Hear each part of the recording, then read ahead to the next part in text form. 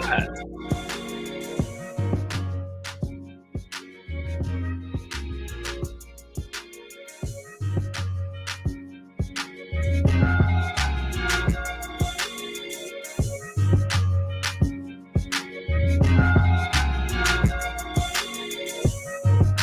Oh, they getting on now, Coach. They getting on. Seriously, you can see it, huh? Yeah, on mine, I can see them logging in, Coach. I can see the numbers jump. 20, 30, 40, whatever they are, I can see them. You can't see them up in the corner, Coach. Up in the corner, you don't see them? Oh, live. Oh, no, that's just the count. Hold on, maybe I probably. Oh, it may not show you how many people are viewing it, Coach. I don't know. No, man, you over there, you running the machine, Coach. All right, Coach. I want to welcome everybody to HBCU Coach's Corner with none other than the SWAC legend himself, SWAC champion himself, Johnnie Cole, and I'm his trusty sidekick, Rocky. We got a lot going on in the SWAC this week, Coach. It's almost like it's not even off season, Coach. There's not football games going on, but there's certainly other games going on, no doubt, Coach. Before we get started with any of that, Coach, tell me how you doing, Coach. Man, I'm doing good, Coach. You know, I always look for Tuesday night, man, just to get a lot off my chest and, you know, try to educate people and try to give people some different views on how to look. You know, instead of looking from the outside in, they can get somewhat what's on the inside of some of this decision making and some of these directions that our HBCUs are going. Some of them good, bad, and the ugly. But always glad to chit chat with you, Coach. Oh man, you know, it's always a pleasure of mine, Coach, to come on here and let you educate the masses and dialogue with our followers and listeners, man. It's always a great day. And just a minute, you know, yesterday I thought I was coming down with something, Coach, but I'm using at this point. I'm using the power of positive thinking, Coach. I'm trying to, but I am taking that. I am taking that Mucinex, Coach, as I'm dealing with it. But I'm, you know, but like I say, I'm in a situation where it ain't got me yet, Coach. It's trying to get me, and I'm trying to shake it, Coach, and I'm doing everything I can to stay healthy. And I definitely don't want to pass it on to Keisha, whatever I got. So I'm just trying to stay healthy, Coach. But as we go ahead. No, I said we definitely don't want to do that. We don't want to pass it on to the missus. No, definitely. Hey, but Coach, as we get started today, Coach, there's so much going on across the entire landscape of HBCU football, right? And when we talk about that, we really talking about coaching hires, coaching searches, coaching situations, and it's and at the top of that list is FAMU. And we have to bring in our FAMU correspondent, none other than Bishop Detective Campbell, to give us a FAMU update on what's going on in FAMU up to this point. Last week when we left, Mr. Campbell, it was a lot of tumultuous situations going on. Can you give us some type of insight into what's going on at FAMU? Well, first of all, I'm just happy that FAMU keeps being in the news because that means I can keep coming back on every Tuesday night, you know. So I don't know what I'm going to do on a Tuesday when FAMU finally gets their act together. So, you know, I guess we'll just start right there. But, Coach, I appreciate you having me on. You know what I mean? Rocky, once again, we're here on a Tuesday night. And once again, on another Tuesday night, FAMU still doesn't have a football coach. Well, we just letting you know how important Florida A&M are. You know, different conferences have different teams that are powerhouses, and we consider Florida A&M as one of those schools. Well, Coach, you know, Florida A&M has a proud history, as you well know, going back to Jake Gaither. It is one of those true blue blood programs that's been revitalized by Coach Simmons, who is now at Duke. And what we're trying to do is protect that legacy. You know, that's what everybody from the alumni and fans and things like that. Because, Coach, as you know, when you got those big names of Grambling, Jackson State, FAMU, Southern, it just makes college football, HBCU football better when they're good. Because those are the games that people want to see. Those are the games that across the week you can go look and circle your calendar saying, hey, who is FAMU playing? Oh, they're playing Alabama State. Who is Jack State playing? Oh, they're playing Texas Southern. So you really want those, frontline schools to really be exciting and have a strong and again, good quality, football. So, Rocky, so what you saw on Sunday, basically, I guess we'll get right into it, is that we had the search committee meeting, because it wasn't a board of trustees meeting. I want to be very clear on that. And the search firm presented 5 of their candidates. And then from there, the search committee presented from those candidates. Then they selected who they felt would be best for FAMU football. Now, of course, people have heard the names. We're not going to talk about the names here because we just want to make sure we protect the integrity. But the names are out there and people know who they are. But one of the things that, once again, that's concerning about this, and as I talked to a person that runs a search firm, and the question is did FAMU really get their money worth for that? Because if you put up a portal, because I want to talk to people how a search firm really works, usually, especially on a higher level. Usually they have already helped select the coaches and things like that, but really, it really has to do with search firm having a relationship with agents. And they've already reached out and they say, hey, you're an agent. We have a relationship. We have this opening. Is your guy interested? When I heard that 41 people allegedly applied for the job, we know 41 people are not qualified for that job. That's not possible. That's not possible. So the fact that you would even let that be inundated with 41 people and brag about that, that's not something to brag about because, Coach, we kind of talked about that. You could narrow down who was qualified for this job just really quickly, honestly. And if you just be honest, Coach, I think we probably came up maybe 15 names max, and that was even a stretch, on that. So right. To brag that you said that you had 41 people applying for the job, to me, that means you didn't do your due diligence. Because what that also does is slow down the process.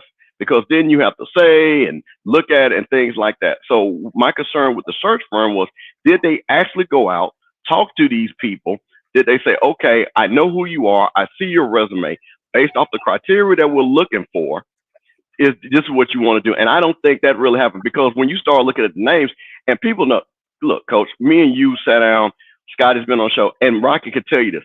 Coach, me and you probably named 8 of the 10, honestly, on the last 2 shows. And they could have paid us that $30,000 or $40,000. Really? I mean, if that was the case, me and you could have did it for 10 apiece, man, and gave them some change back. Well, look, we might need this. That might be our next adventure. Well, Coach, I'll tell you what. The one thing I do, I got a connection with all the agents, and I'm talking about agents that know the coaches. I know, and the thing about it, and we're in that wheelhouse. I got a lot of friends that are coaches all over. That's why when I made phone calls, I was able to quickly identify 9 out of the 10 people just off of their resume because we had already talked about it. So again, if they want to pay somebody 34, because I tell you what, Coach, I know what me and you both can do. We can actually get the coaches on the phone. Yeah. I know we could do that. Well, that's what I was going to mention. What I know Coach is modest in this regard, but Coach pretty much brought guys on who were unemployed to come on this show who now have jobs. You know what I mean? To kind of showcase their ability to communicate in front of audience and things like that. Me being naive, I had no idea, some of the guys I was familiar with, some of the guys I wasn't, but what comes to mind is Coach Joseph. Coach Cole brought Coach Joseph, and I didn't at the time I didn't understand the relevance of Coach Joseph. He had coached in the SWAC and this, that, and the other, but at the time, Coach Cole knew that there were 2 vacancies of blue blood programs in the SWAC, and he wanted to get Coach Joseph in front of that audience, and lo and behold, Coach Joseph lands one of those jobs. I don't think that's by accident or coincidence. And so in a roundabout way, Coach, you are a search firm. Look, we got to get certified so we can make some money. One of the things that I've witnessed when you're talking about top level executives and they use search firms, what I thought they always did, the most important thing that search firms did is built a profile of a candidate that would work for said organization or company. You know what I mean? They build a profile focusing on a set of skills or a set of qualities that is required for that candidate at that organization, right? And so I don't know that they had enough time in between when they were hired and when they had the search committee meeting to really put together a comprehensive profile of the kind of coach and their attributes that's required to do a great job at FAMU. I'm not sure that there was enough time or much time spent on that if you were trying to simultaneously receive and sift over applications and also draw up a profile for a coach. It doesn't seem like that was done, in my opinion, Coach. Yeah, well, let's just cut through the chase. I mean, you said it earlier, Bishop. It's about agents, and I got my guy, and I got my guy, and I got my guy. And these search firms, it's a little different than being on LSU's campus or Duke's campus than HBCU's campus. Facilities are different. Kids are different. Let's face it, those Division I kids, they go into those Division I schools to play on the next level. On HBCU level, you might find you 2 or 3 of those kids or 4 or 5 of those kids, but most of those kids are there to graduate from school. So that at the end of the day, to me, all that is a smoke screen. Smoke screen. I want my guy. If I'm an agent, I got 4 or 5 guys. Man, you want this job? You want this job? Let me make a call. That don't make them the right person and the right guy for that job. And what happens again, HBCU coaches get left out that are ready, the next person up. And so they get left out. And I've always said it, Rocky, only 75% of the coaches are losers. You got that 25%. And most of them got jobs. And you can tell a great coach. A great coach can bounce from school to school to school because he had that ingredient. I was speaking to one of my friends today, and we kind of had a disagreement on what makes a great coach. He felt it was the institution. I told him I disagree with that. It's that individual. Everybody can. You can take mama's cooking, and it don't matter what kitchen she in. If she's a great fried chicken person, she gonna cook the best fried chicken.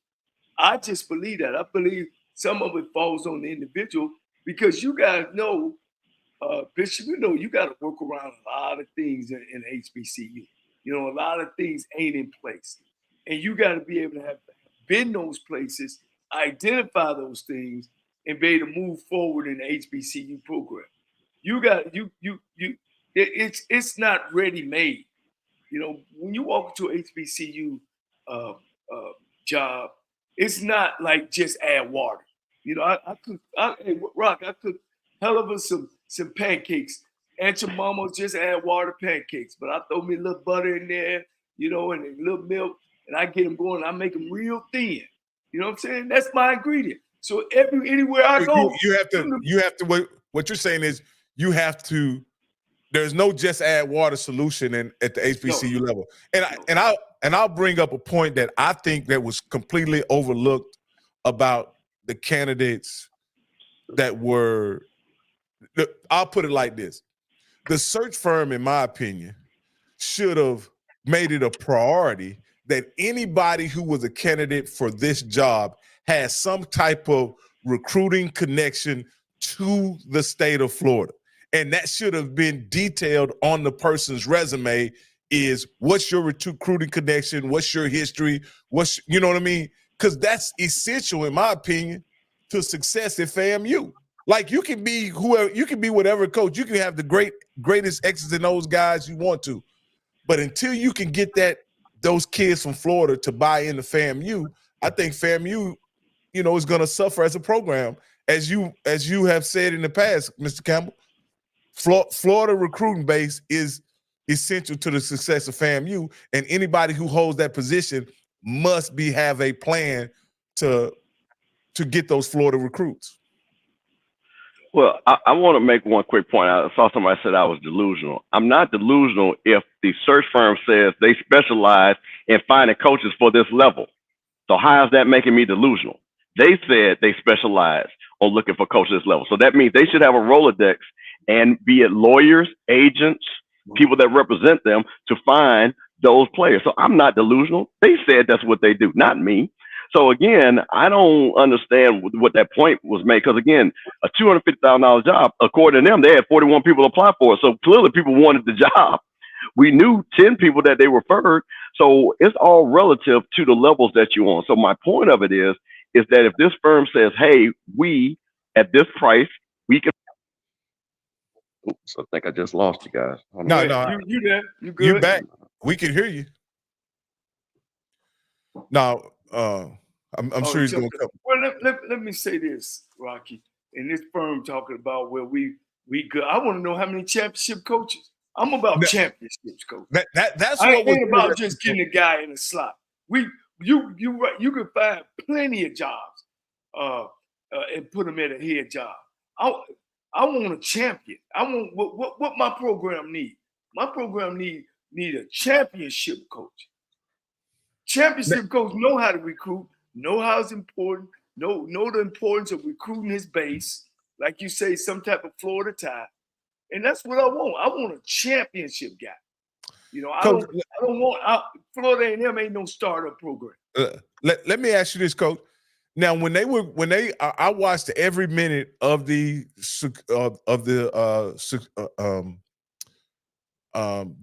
search committee meeting on Sunday.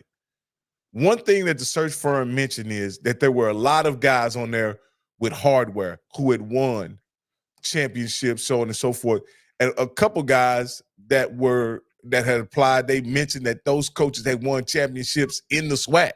You know, other coaches they mentioned that had hardware from other conferences, right? And so with that being said, even at this point, it was a popular job because there were championship coaches who had applied for this job. So this is, like, to your point, Coach. I like to know. I like to know who some of those coaches are, because most of the ones that won championships in the SWAC is on the shelf. Well, and they're available, right, Coach? Yes, sir. You know, during the search committee meeting, we were able to kind of deduce or surmise certain people who may have applied, right? And I won't mention anybody who doesn't have who currently has a job, but when they said this person had won 2 championships in the SWAC, that really narrows it down as to who that candidate was. You know, I think it was candidate 14. They talking about this guy's recently won 2 championships in the SWAC. Like, when you think about that, who has won 2 championships? And right off the top of the dome, what comes to mind is, I want to say, Coach Fobbs and Coach McNair. Right. Were they, candidates for this job? That's because I think both of those guys have at least 2 championships for sure. And then there were other candidates who had championships at the HBCU level. Could be at a lower level. It could be in the MEAC, and a lot of people suggested that, I wasn't familiar with, I'm familiar with the name Rod Broadway, but he seemed like he had retired some time ago. And then they mentioned the name Sam Washington and things like that, as him being a potential candidate based on the description of the candidates who had applied, because they did mention some of their credentials. What I was mentioning to Coach, Mr. Campbell, was that during the call, several of the firm mentioned that there was a candidate who had recently won 2 SWAC championships. You know what I mean? And that kind of narrows it. That really narrows the. That's why I was like, it was ludicrous to think that you didn't know who that was. You know what I mean? So how many people have won SWAC championships that are, again, that are still coaching, or, well, I guess you consider that person not coaching. But again, Coach Fobbs won 2 SWAC championships, so that would be him. Coach Sanders would be 2. He's at Colorado. He ain't coming. Then you got, and I'll just say you got Fred McNair. So it doesn't get where. here's my thing now. Okay, we narrowed down championships. Now I want to know, does he fit what we do? You know what I mean? Or what we want. Can he sell the university? He can't come in there looking down at the ground and pick feet. For me, I like a guy with swag. I like a guy with confidence. I like a guy that knows what he's doing, when he gets in that slot. I don't want no guy that can't get up and speak and go help me raise some money. So, yeah, that narrows it down as well, too. You know what I'm saying?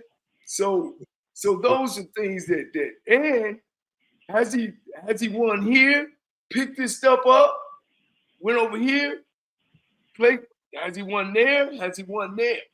And has he been in the position of being in control? That's just what when I'm thinking about, when you talk about Florida A&M, when you talk about a guy that can pick his system up, will his system work here? Usually a guy have a winning system, he can go anywhere and win. Well, Coach, that's the thing, and I think that's why to me it was disingenuous to say that you had all these candidates. Because what you just said, all these candidates not fit that profile that you just mentioned. They don't fit the profile.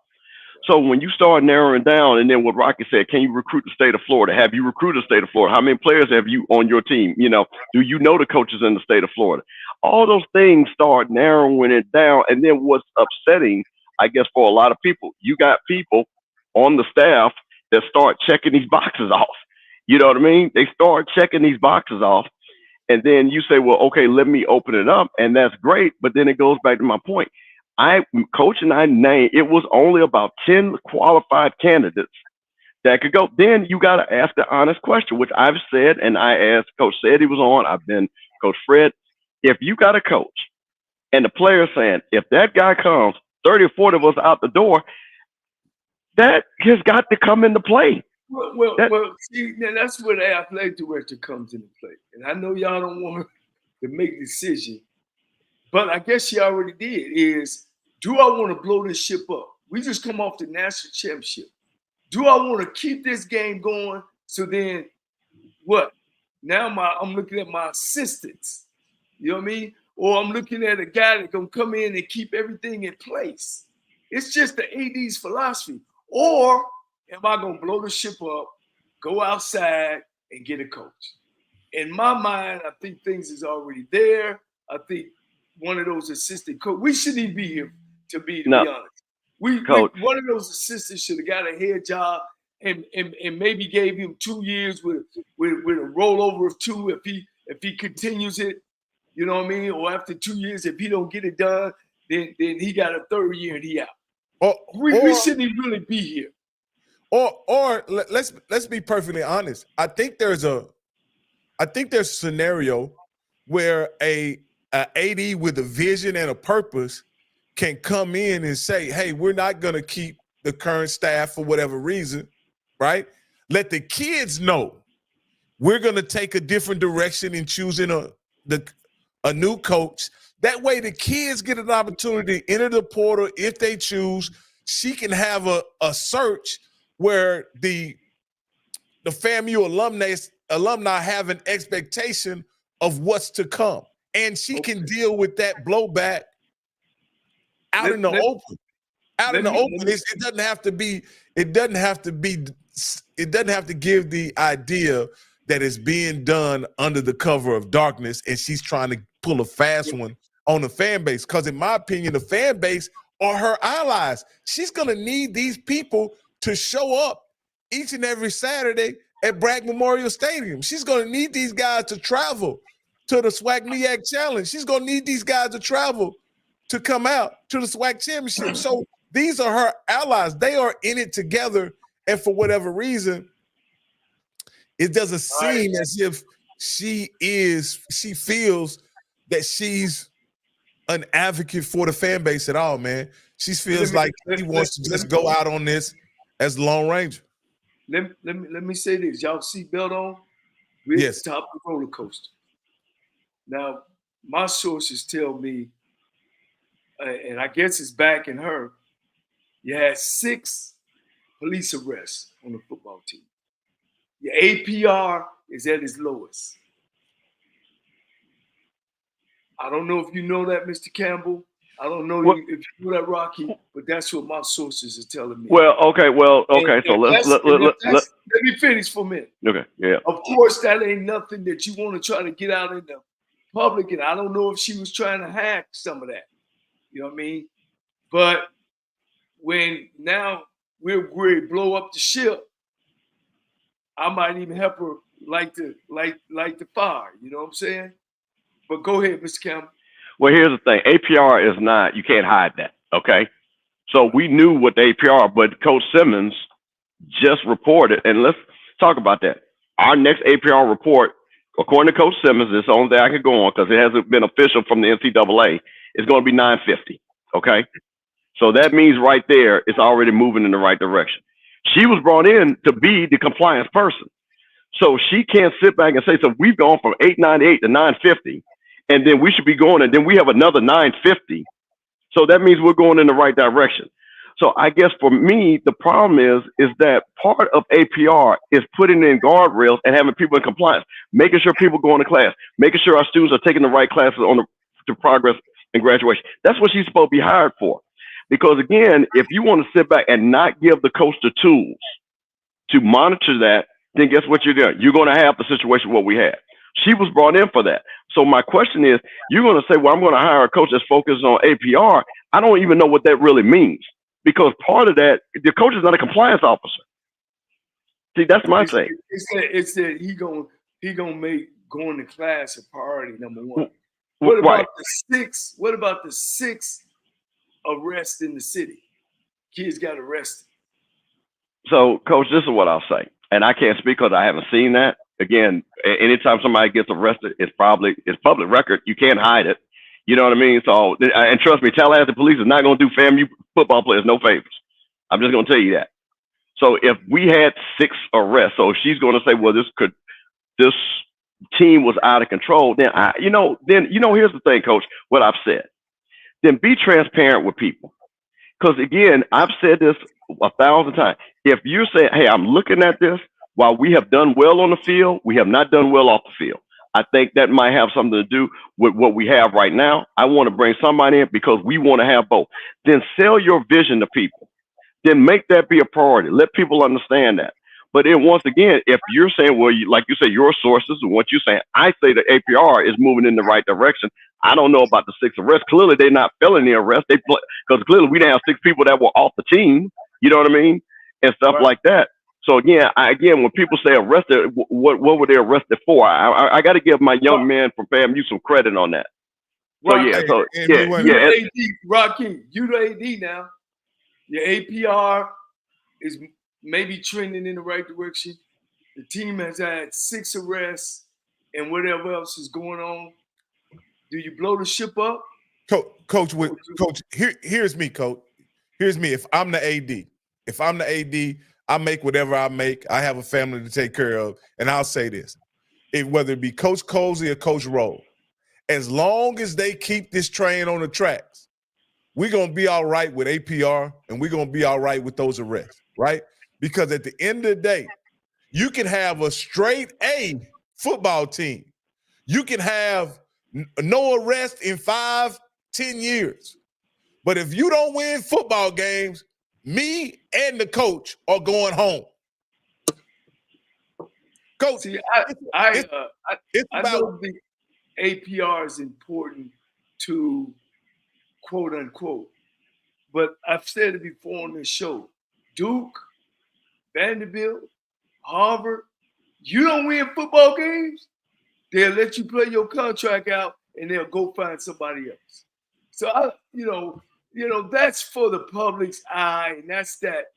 But at the end of the day, I believe in what you say, Rocky. You got to win football games. So I have a very good friend who is a Division I Power 5 coach, and he works with APR in some regard. And the fact of the matter is, you got to find guys who can go to class and achieve and play football. That's the challenge of every school.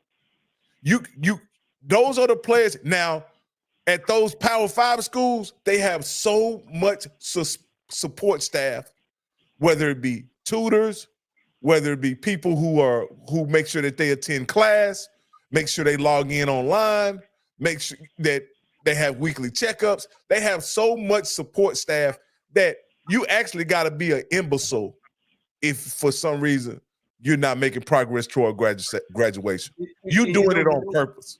And those guys who can't do is not making progress toward graduation, they unceremoniously release those guys if they can't do that, because they understand at that point you're not going to be eligible to play. I don't care if you run a 4.3 and you're 6'9", 250 pounds.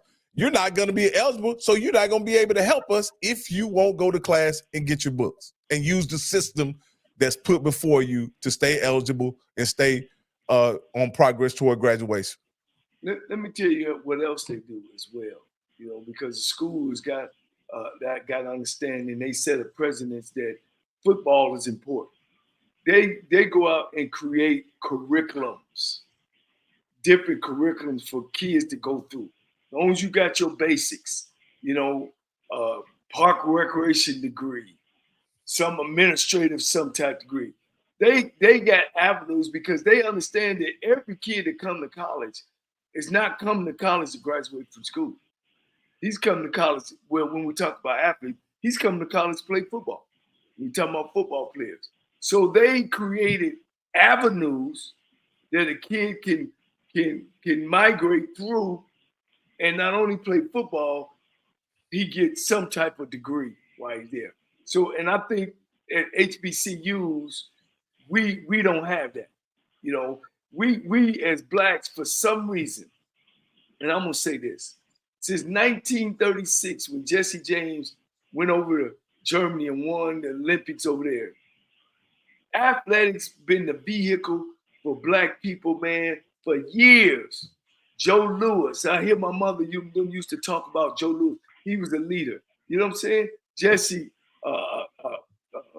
all the Black leaders that came through. You were talking about Jesse Owens, Coach, but I know Jesse you were talking Owens and Jim Brown and the greatest of all time, Muhammad Ali, Lou Alcindor. These guys were Bill Russell. These guys were our leaders, man. And most of those guys, when we grew up, y'all know, that was in office in politics, had graduated first from a Black school, and number two, they were all athletes. Coach. For some reason, we try to push athletics to the side. Like you always say, Rocky, we don't take it. We don't make it important. We always talk about academics. Believe me, it's important, and it's gonna carry you longer. But athletics is just as important to make those schools valuable, where we get the best. But good, that's what I want to finish on that. I'll let the representative from the number one HBCU in the country speak. Now I'm gonna keep on letting y'all get away with that, but okay. Well, it is. But I think, again, Bishop Bonnet. Hey, we put him off the show. No, I'm just go ahead, Coach. Yeah, I think Bishop Bonnet, who's in the chat, who represented Florida A&M at the highest level, both in the classroom and on the field, just said it best. He has seen it. He understands it. He has a job now. I think, Coach, what HBCUs have done, and I think they've done very well, they have prepared our athletes better than Power Fives. I'm just going to be honest with you. I think we prepare them better. I've seen it. I'll tell you this in a quick story, and I think I told you. I had a friend of mine who played in the NFL at Texas A&M. I have a Kevin Smith and all those guys, Quentin Correa, all those guys. I knew all those guys. And I had a friend of mine that played on that team with them. He said, Steve, you know what? I went to Texas A&M. I didn't get nothing from Texas A&M. I get more job opportunity from people that went to Prairie View, that played football, that I played at high school with from Prairie View, that I get from anybody from A&M. So that says a lot, just that alone, what we do with what we have. So I think, again, and I want to be specific about FAMU. I think FAMU had an issue with APR. We did. I mean, it's just public knowledge. I think, once again, the year before the AD got there, because the team met with Dr. Robinson, they started putting compliance up. They made sure that the players were taken care of. We moved forward. Then they hired AD Sykes. I'm pretty sure she put a focus on that. So I believe FAMU, once again, will achieve that goal. But I think we've always been able to produce football players that have always been not only great football players, but great citizens once they've left FAMU. And, I go ahead, Coach. Well, that's what HBCUs are made for. They're made for people like us to go to school where we feel comfortable. We see people who look like us. We talk about people who look like us, who understand us and guide us. When you at those Power 5 schools, I mess with my brother all the time. He finished from the University of Nebraska. I said, well, how many times you been to the University of Nebraska? And I laughed. I said, man, I can go back today, 40 years later, and somebody on that campus gonna know me. If my brother go to Nebraska, he'd be stuck in the middle in the student center. So ain't no question that graduates from HBCUs, man, are way more prepared. And we, of course, we talking about the mass than guys that go to those Power 5 schools. Well, I think, and this is something, you know, just to say, I have a daughter that's going to Prairie View. So, but before she went to Prairie View, we did extensive research about what HBCU education meant, what going to Prairie View in particular meant to her and her field that she was going into. And when you're talking about how Black people perform on the job, right? They even though they represent only 25% of the total student population, right? They far and away, when you talk about measurables, right? You know, things like salary and executive positions and all they by far represent the majority of the high performing employees out there in the workforce right now. I'll just put it like that. Not to shade someone with a PWI education, but when you just simply say, what are PWIs doing versus what are HBCUs doing, and whatever metric you want to use, measure an employee by, HBCU graduates are outperforming PWI graduates, considering they only represent 25% of the Black student population. I don't want to get political, but that's why when you hear, but the only thing about it is we don't reach those CEO spots like we should. You know, we don't get paid as much as money as our counterpart. And surely we got Nikki Haley running around talking about the United States is not prejudiced. You know, I'm totally against that. She got to understand. I don't know what she looking. When you look at the top 100 CEOs in the country, and over 50% of them are Caucasian, what is she talking about? Did none of us have achieved those type of numbers? Well, I'll use you and your brother, for instance, Coach Cole, you and LC Cole. You guys both achieved head coaching positions where? At Black college football. Yes. You understand what I'm saying? That's the only way we can go. By any other measure, you would think that LC Cole would have had an opportunity, because he is a graduate of a PWI, that he would have an opportunity to possibly be a head coach at Nebraska or a PWI. But he was, even with his PWI graduation degree, his level of success matched yours, right? And I think that's the case for a lot of people in the workforce. A PWI doesn't give you any advantage in the workforce, and HBCU graduates often perform at the same level or higher. When you talk about lawyers and doctors and people like that, and I know this is a little off sports, but I think it's very important. HBCUs are overrepresented in the Black doctors, Black attorneys, Black veterinarians. There's so many professions that they're overrepresented in, considering what I say. HBCUs only represent 25% of the total Black student population. And when you think about half of the doctors, half of the attorneys, 75% of the veterinarians, all come from HBCUs. I think that's quite remarkable. Go ahead. And I'm going to go back and take it back to athletics. Then why are these athletic directors and these presidents in HBCUs always want to go after a guy with some NFL or NBA? Oh, if he play pro, he can come in. Here's the keys to our car. You come in and be our head football coach. Why we think that if you got played in the NBA or the NFL that you qualified to come back and be the head coach of a school. And then they pay you more from the guy who graduates from HBCU. Coach Campbell, come. Well, that's easy. That's easy, Coach. And we talked. No, I'm going to answer that because let's talk about the search firm. That requires you to have the knowledge of who the good coaches that are upcoming at all levels. So that requires you to network. That means you talk to other athletic directors. That means you talk to conference commissioners and things like that. So the easy way out, because you haven't done your homework, because you don't know this space, you don't understand the space. Hey, let me go hire football player A. Let's just, because I don't want to disrespect nobody. You know what I mean? Let's hire football player A.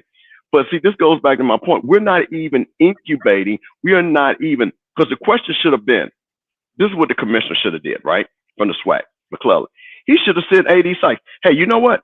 I've got 5 coordinators in our conference that should interview for the job. Just to interview, just so you know who they are. Let me put those guys. The MEAC commissioner should have said, I've got 5 DCs or 2 DCs or 1 DC that I think that could be great, because that's how everybody else moves up. But again, if you're not giving people this list of people that are potential, because honestly, those are the people that's going to stay longer. Those are people that are going to help build the program.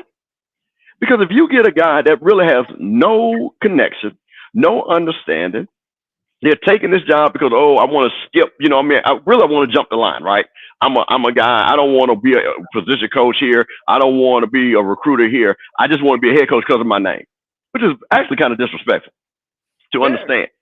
Because jobs to guys because he played pro, meaning what that have to do with leadership, perseverance, you know, project manager, directing kids, directing men. It has nothing to do with that. It's just that I was a great athlete and I played ball. And if you go back and look at all the numbers, all those guys have done a bad job at coaching. Like right now, school in Atlanta, they're actually going out trying to get some money raised to play to give an NFL guy their head job, and so he could pay his coaches as well. Now, I believe there's some this sentiment by EA is very interesting. I'll say that. He says because you're looked at as, I think he's talking about HBCUs, because you're looked at as a second class to those athletes, you should be happy I'm even considering coming. That starts in the home at an early age. Now, are HBCUs seen as less than among in athletic circles? Well, that's the thing. You're proving the point. If you haven't been around it, right, and you don't understand, and you think you're doing me a favor, this was one of the things. And when I heard that Coach Sanders was going to be hired at Jackson State, I was excited. But the one thing that bothered me the most, that he wanted to act like it was a one-way street. It was a two-way street. Jackson State gave him as much as he gave to Jackson State. And then what happened, and Coach, you're going to understand this, we watched, and I have to use it as an example because I'm going to use it as an example. We watched him go to Colorado. And what we found out is that he wasn't like Coach Cole. He didn't know when to say on 3rd down, do this, on 4th down, do that. He let other coaches do that. And you saw them fail time and time again in time down and distance situations because he hadn't been like Coach Cole, who had been in time down and distance situations. See, you can't fake coaching. It comes with experience.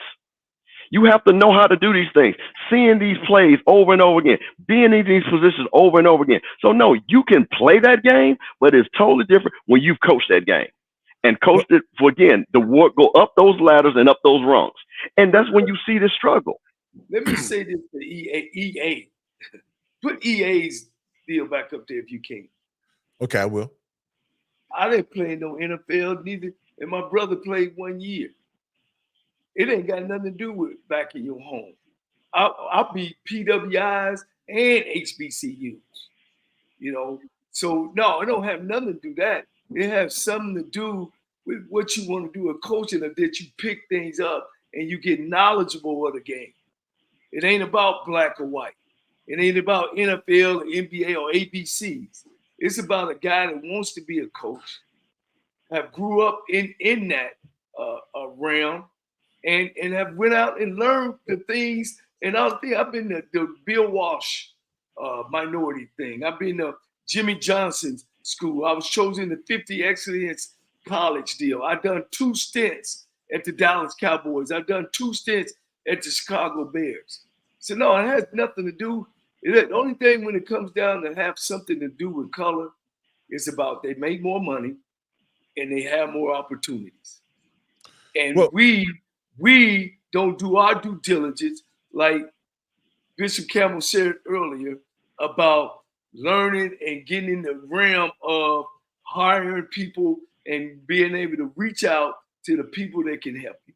That's what it got something to do with. I'm gonna keep it real with my next comment. But before I make my next comment, I want everybody in the description go down and make sure that you click our YouTube channel.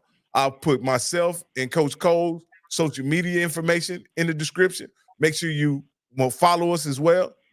But please make sure you like and subscribe to our channel. So, but this is what I'm gonna say, Coach. The fact of the matter about HBCUs, and this is not consistent among all HBCUs, but I'll just say what I've discovered. Not all HBCUs are serious about football. Hit your money thing, Coach. Hit your money. But here's the deal that I'll say, and I'll say this. But here's even more importantly, even though you got schools like Duke, you got basketball schools that may not be serious about football the way that Alabama and Florida is, right? They still understand that football is a big business and they treat football as such. So even when they're not serious about the actual committing to winning, right? At the level that Florida and Alabama, they certainly take the advantage and monetize their football programs as much as they possibly can within utilizing their football teams to gain support and backing from their alumni, their community, and their overall fan bases. And I think that's sometimes what I think HBCUs miss the ball is that there is a huge segment of people like myself who would, if we knew what existed in HBCU football, if we knew what the experience was all about, right, we would be just as enthusiastic and passionate about it, whether or not we went to HBCU or not. But for whatever reason, it's not marketed it to Black people at large, and it's almost treated as an insular exclusive product that you don't charge for. You know what I mean? Like you don't charge a premium price for it. It's largely given away to those people who are HBCU supporters and fans. Here's one of the issues, and y'all add to this as well. Because at HBCUs, the football programs don't quote unquote make a lot of money. They make some money, but they don't make a lot of money to carry. Our administration, as you say, don't take them serious. But I think they're missing the point. It brings so much to the university. That's why all these schools are trying to start up a football program, Because at the end of the day, if you ain't gonna put money into the football program, then don't have a football program. And that's the problem here. These administrations who probably didn't play football when they came through, you know what I mean? Either some football player did something to them. Then when they get in these positions, they want to say who's in charge. The football coach on major colleges that have football programs is the face of the university. That's how important that position is. But we don't, at HBCUs, we don't see that. We think, like you said earlier, Coach Campbell, I'm lazy. I'm just going to go get me an NFL player. Or I'm going to go get me an NBA player. and not do the due diligence of getting the right person. We giving away that person who's representing the university to anybody. And then you end up like we ended up at TSU winning 12 games in 5 years, winning 26 games in 10 years. And we keep doing it over and over and over again. It's sickening. We need athletic directors, man, like a Patrick Simon that knows what to do and how to run a program and know what to do about winning in track and baseball and some of the non-revenue sports, because he put the money in football to be able to generate money. But that's let me get off that course, but that's the problem. That is the problem. We don't take their football programs and make sure that we do right, not for our feelings, but do the business side. We don't take care of the business side of it. All right, I'm going to be that guy, and I'm getting ready to do the political pushback. And I'm going to be the historian. So, Rocky, here's what I'm going to say, and I'm going to make this simple. Every HBCU in the SWAC is owed at least $500 million from getting cheated, okay? $500 million, minimum, every one of them. FAMU is owed $1.9 billion from the state of Florida. Not made up, owed, stolen from. You give FAMU $1.9 billion, what do you think our football program would look like? What do you think our facilities would look like? So then you say, well, you come in and you don't care. I'm gonna tell you this, they don't care about football at Vanderbilt. They don't. Jack State outdraws Vanderbilt. I tell you what though, them people at Jack State care about football. The people at Grambling care about football. You clearly see people at Florida A&M care about football. The people at Southern care about football. The people at Alabama State care about football.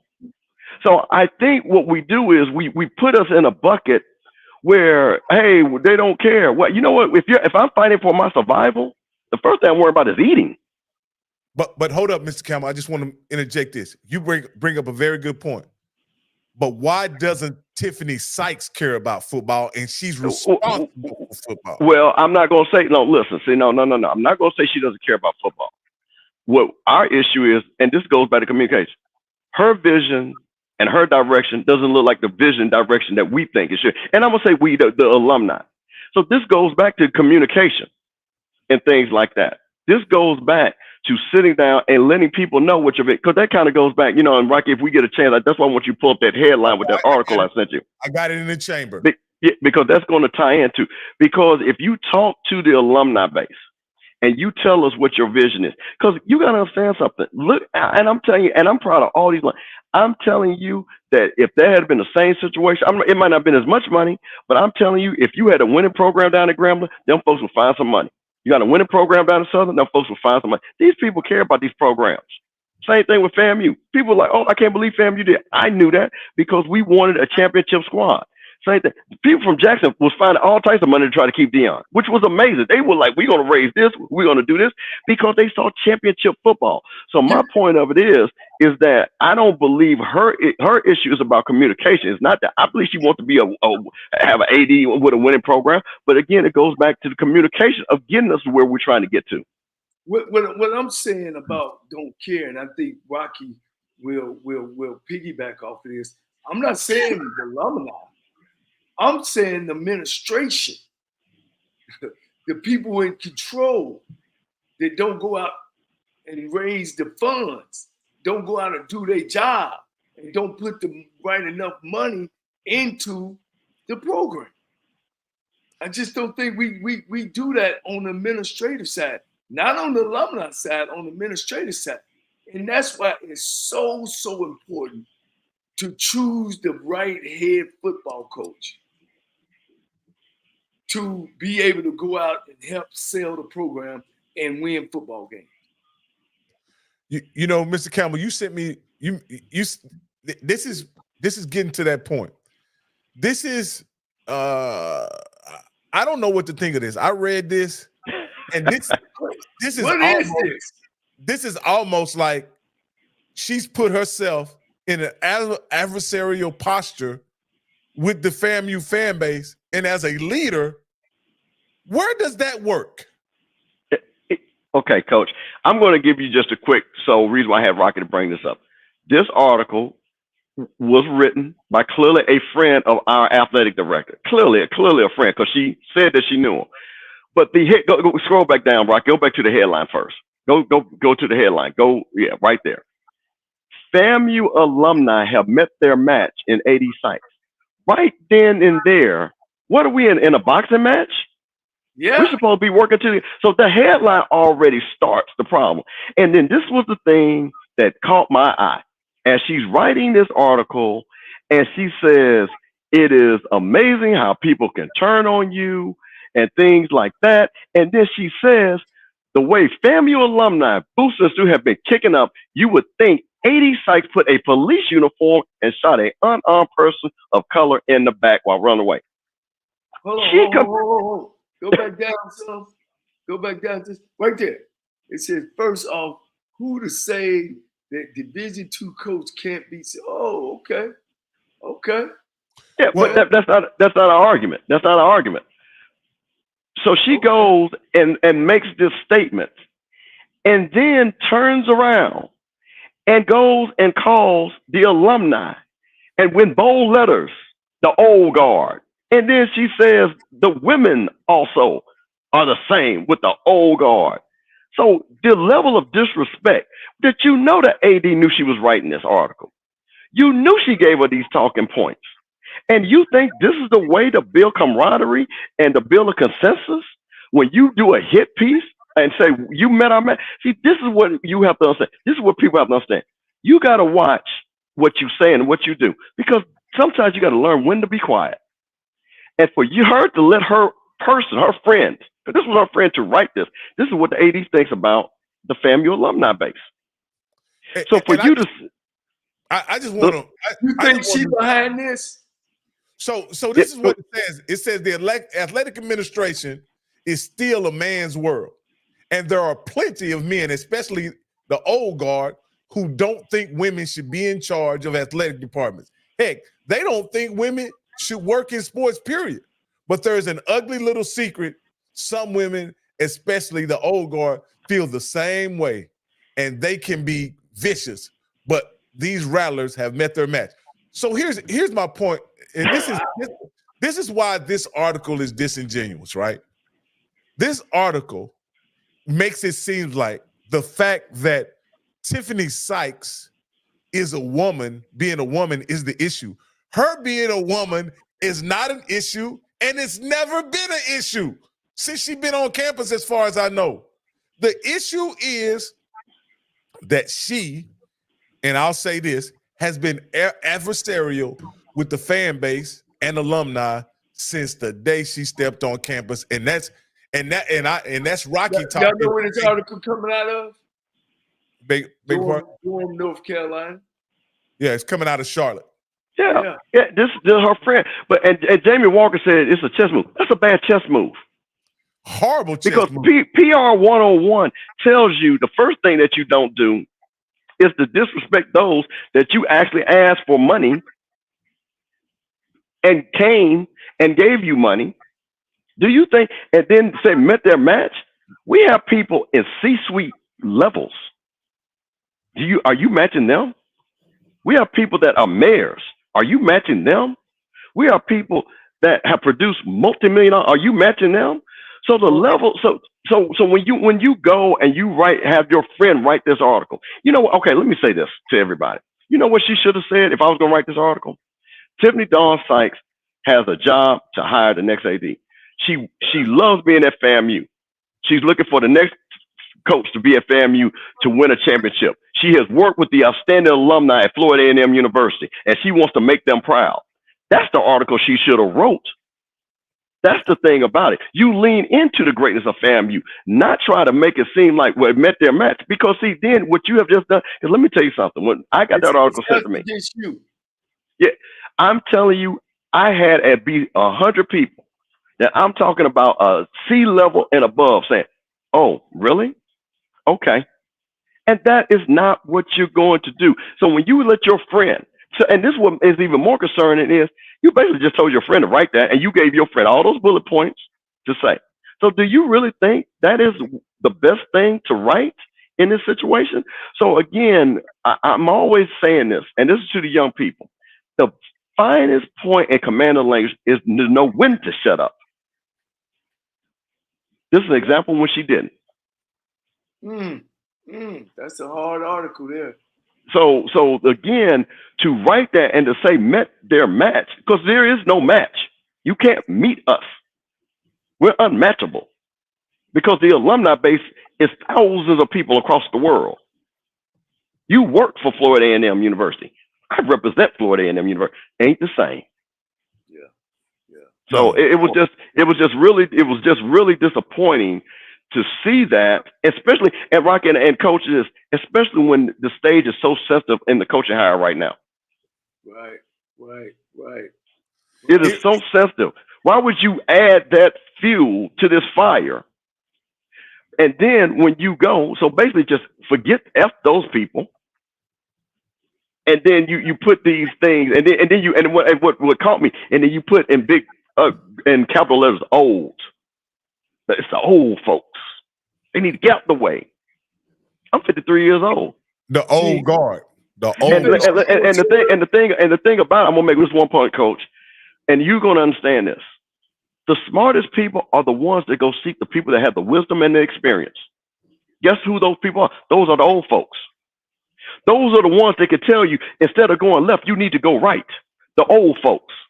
Those are the ones that say, I've done that job 15 years ago, and I'm going to tell you, I actually dealt with that 15 years ago. Let me tell you what you need to say. The old folks. Because I ain't never known a new fool to ever teach me anything. Right. I believe in that. I mean, wow. That's tough, Coach. That's tough there. Yeah. Now where we are in the choices, have they got it down to 2 or 3? And why my brother's name wasn't mentioned? What did your brother apply? That was the question. Yeah. Did he apply? Yeah, he applied. Okay, well, I'm gonna have to go. I have no idea if I can find that. Let me say that. Yeah. All I will say is, Coach, the search firm that goes back to the point.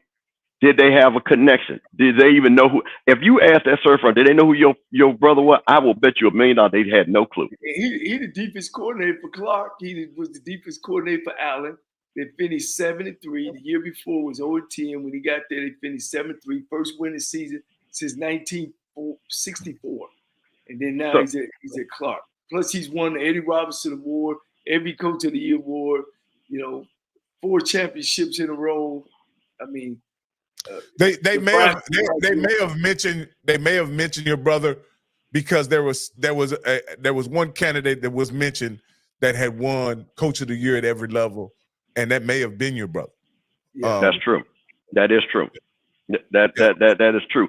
So my thing is, Coach. So right now, the AD has the list from both the selection committee and from the search firm. And I'm assuming what I would hope, instead of having a friend writing articles and her wasting her time, I hope that she's interviewing people and doing background checks. And then maybe reaching out to stakeholders and saying, here are a couple of people that, because first of all, everybody knows the internal candidate. She don't need to do that. So this is the thing about it. She can move. I'm talking about is saying, hey, I think this person and this person are also great with our internal candidates, and start to reach out to people and to move this process along. So that's the problem. We don't know, because again, the communication is lacking, and the communication, as you can see from that article, is not something that I think is smart. Well, let me ask y'all something. What y'all think about my alma mater's choice? Coach, I'll tell you something. I sent Rocky. I actually watched the press conference with Coach Dishman. I did too. I watched it. Here's what, and I think I sent it. I might have sent you a text, Coach, and I said, he's going to give the canned statements, and what you heard were the canned statements, right? I don't know. We'll tell you. We're glad to be here. We're going to be smart. We're not going to do that, and all that. I think once again, what's going to be interesting to me with Chris Dishman is he going to be able to have the ability to really understand how to coach HBCU football? And what I mean by that is, like, when you go to the city of Houston, that 2-star kid might be a superstar, but you got to know how to coach him up. That's what we get. Are you going to understand the kid in the portal that didn't play, but is from Houston, Texas, wants to come back home? Are you going to be able to get that kid and see something in him and be able to put him on that squad? So that's what the question is. And again, it goes back to experience. Does he have the experience in that? I don't know. Does he have experience of recruiting portal players? I don't think so, to that level. So I think, once again, this is one of those ones that make me nervous about the experience side for Texas Southern. So again, it's good that you're going to go out there and drive around in your nice car. But again, you got to be able to identify kids that fit what Texas Southern is bringing to the table.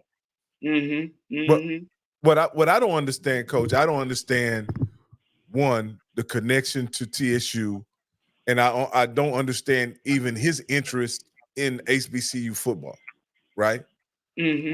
That's what I don't understand.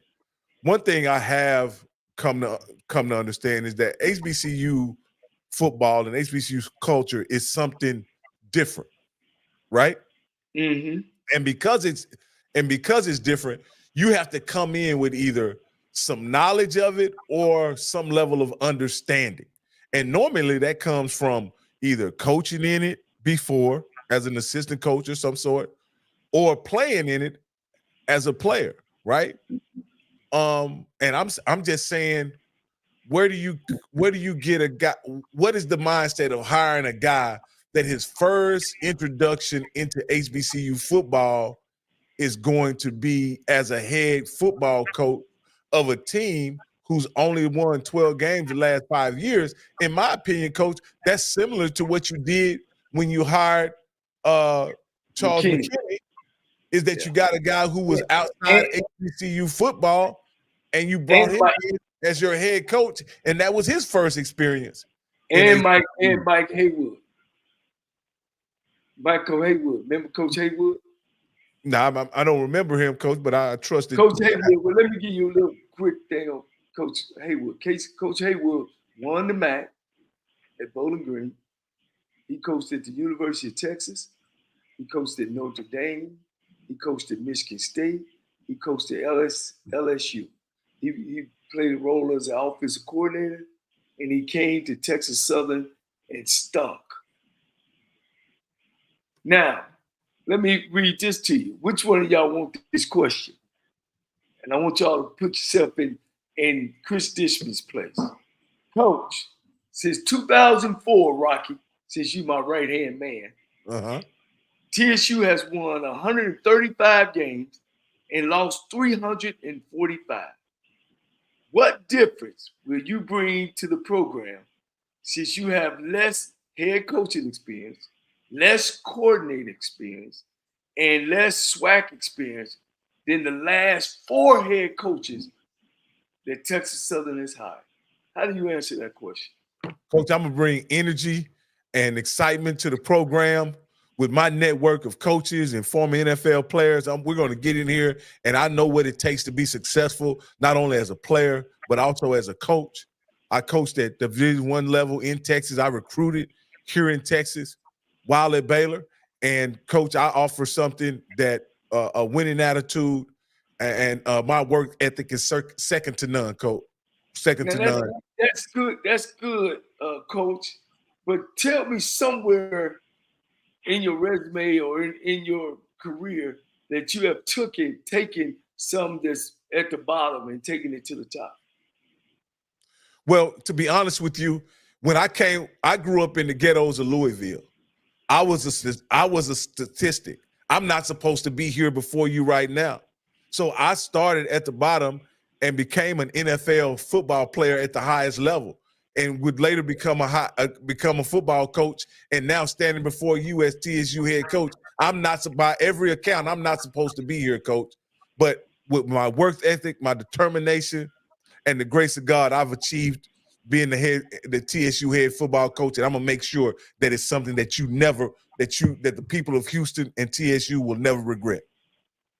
All right, now I want our lookers to see if that's a good answer. Is that an answer to be the head football coach? What about you, coach? Well, see, if I'm gonna be honest with you, you can only lean into what you are, right? You can't lean into that you're a coach because you're not a coach. You can't lean in and say that you've been on the staff, you build a championship. So if I'm Chris Disman, I'm leaning into a couple things. I've been an NFL player. I've been a winning NFL player. I've been a player that when anytime I came to practice, I prepared, and my opponent knew I prepared, and my opponent, when I stood across from him, that he knew it was going to be a one-on-one battle. I'm going to instill that into these young men. Because first and foremost, before we even do any play calling, I need to make sure these men are committed to excellence. I'm going to show them how I prepared every day. Because I wasn't Coach Prime. I didn't run a 4.2. I wasn't the biggest guy. But because I came prepared every day to practice, because I studied my opponent, that allowed me to be an all-pro player. That allowed me to play big in playoff games. So that's what I'm going to lean into. You only can lean into what you are, because see, the problem is when we all have to start at square one, unfortunately. He's at square one. So if I'm going to start at square one, I'm going to stand on the square that got me to square one.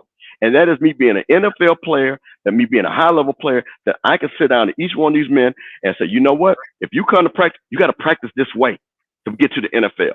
But that's more than that. I'm not telling you that to get to them. I'm talking about the level of commitment you need to have that we're looking here at Texas Southern. And that's what I'm going to do. Now, the second part of it is, and I'll say to you, Coach, well, you know what, Coach? You're right.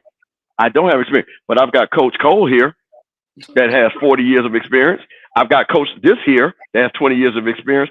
I'm going to surround myself, again, with some of the best coaches possible, because that's the only way you can do it. That's the only way you can do it. So I'm going to lean into who I am as a player, my resume, and my ability to talk to these young men, but I'm also going to be smart and get people that's smarter than me to coach. Point well. So now, y'all two on the committee, is he a guy to pass on to the short list? See, this is the thing. Right. And number two, then we shouldn't have no problem with my man from Fort Valley. Oh, no. Okay. So I think okay. Coach, you're talking about two totally different situations and circumstances, right? So so let's take the two programs in consideration when we evaluate who we need as a head coach.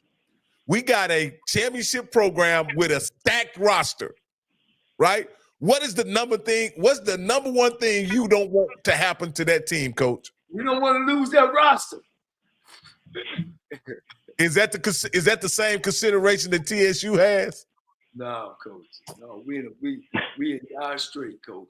We needed somebody to come in with building blocks, toolbox. He got caterpillars, trucks, everything in it, because we got to start from the ground up. At the time that Willie resigned, there were 4 Power 5 players who had committed, and now I think 2 of them have committed to other Power 5 programs. Correct. Yes. And so correct. what you were talking about, you are in the middle of a team that was actually loading for bear, right? They were loading for bear, Coach.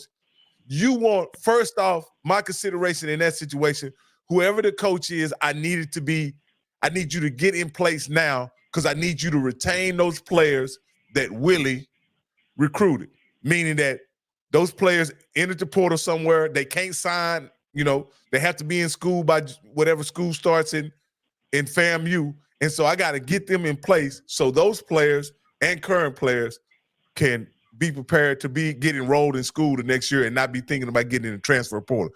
That's the number one deal. I may have to take a chance on a coach just so I can maintain that uber talented roster. Because even you say this, Coach, not every guy can win with average players. But there's been a whole bunch of coaches that can win with good players.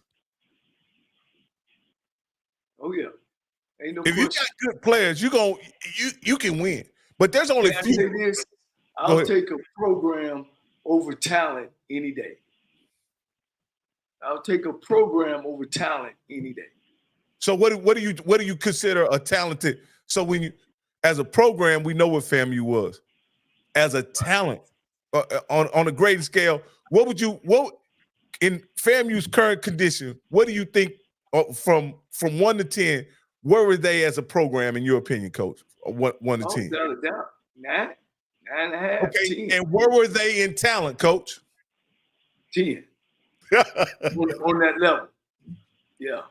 So I'm just on the outside. I'm on the outside looking in. Because so do you need an A+ coach? Yeah, the last part of the season, they weren't playing good, but they were still out programming people. They were beating them with talent at the end. Because I mean, Musa threw so many interceptions and so many incompletions, but people were still picking up where they were hurting at. You know, either defense played well, somebody on offense made 2 or 3 big plays. Coach, they threw a pick 6 with 4 minutes left in the Celebration Bowl and didn't bat an eye. They had the lead again within 2 minutes. Yeah. That's how much better they were than everybody. You know, and so in that situation, do you need an A+ coach? Like, those are the kind of situations I think about as an AD. As an AD, you have to, okay, do I need an A+ coach to win? Right? Or can I get an A+ coach? Right? Well, when you say A+, you know, it's a lot come around that. You know, well, what I'm saying is, okay, what I'm saying is, you don't want no bad coach. Let me say that. No, you don't want a bad coach, but you don't need an A+ coach. You don't need someone who is going to jeopardize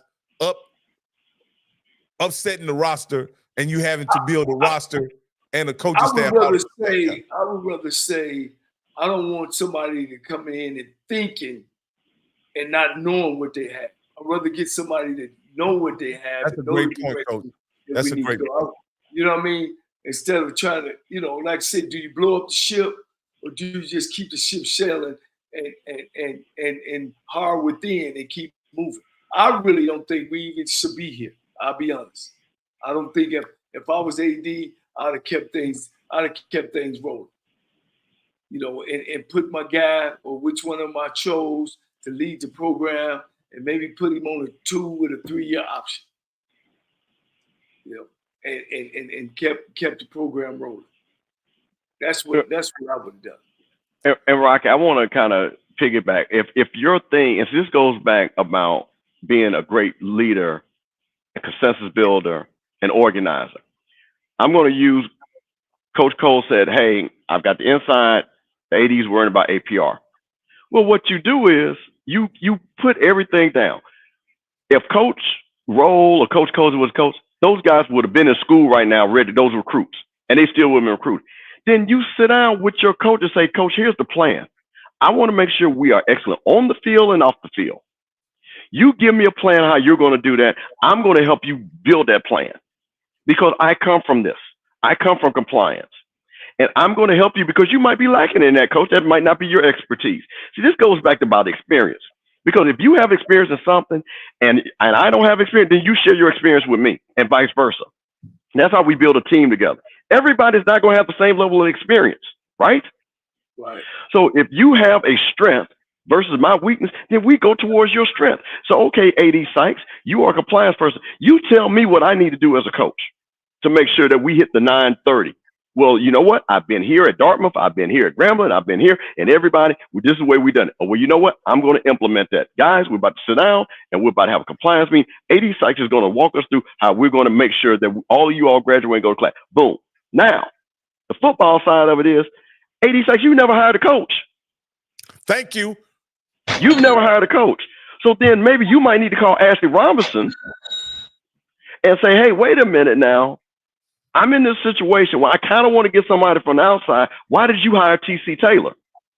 And then maybe he'll say, well, you know what? We had Ed Reed who wanted the job, but I thought continuity was best. And looking at your squad, probably for you, continuity would be best for you. It's good. That's a good point. Good point. So this is what I'm talking about when we sit back here and understand, admit when you don't know what you're doing. Ain't nothing wrong with that. There's nothing wrong with that. Well, what you do is you go. Walter Reed is right down in Tallahassee. Well, like I say, you go out and you talk to people, because if you have these conversations, because there's no perfect candidate for Florida, and if there is no Willie Simmons walking through the door, right? There's no perfect candidate. So you're going to have to give a little to get a little. So the question is the pro and con, and what I think everybody from FAMU is saying, you can't show me a coach that is that great of a coach compared to the amount of students we're going to lose football players. See, it doesn't match. So you can't. No. I agree. And what I was going to do is bring up this right here. It said Jamie said this situation is so complicated between the team and the AD. That's my point. That's what my frustration is. It's not complicated. It is absolutely not complicated. Those men went out there representing FAMU and won a Celebration Bowl. National championship. Those young men should have some level of influence. These guys didn't lose. They weren't 1-12. These guys went to the highest level, achieved a SWAC championship and a celebration goal. Should those players pick the coach? Absolutely not. But certainly the AD should listen to the players, and at least as a courtesy, give Cozy, Coach Rowe, Coach Smith, Coach Henry an interview before you go off and hire your ex-boyfriend. Nope. Wait. Okay. Okay. No.